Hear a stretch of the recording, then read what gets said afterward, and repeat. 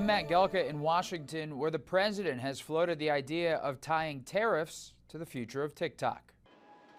The future of TikTok could go hand in hand with tariffs. The Chinese-owned app faces an April 5th deadline to find a non-Chinese buyer or risk a ban in the United States.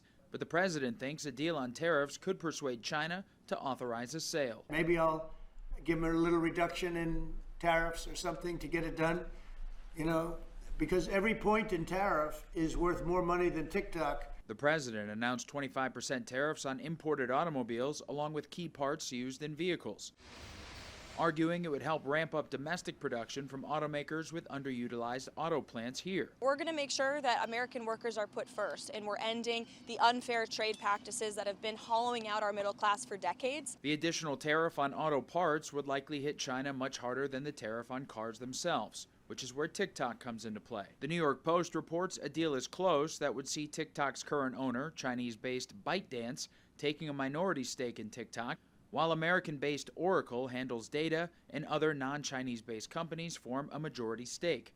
The app faces a ban over national security concerns, with claims the Chinese government can use it to spy on Americans.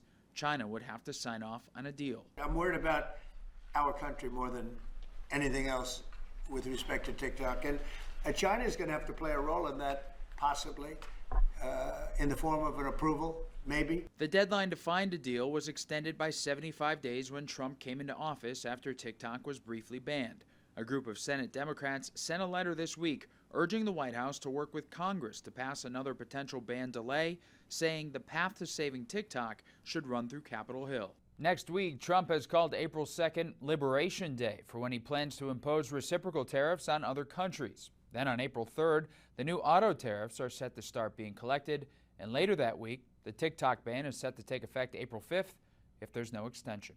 Reporting in Washington, I'm Matt Gelka.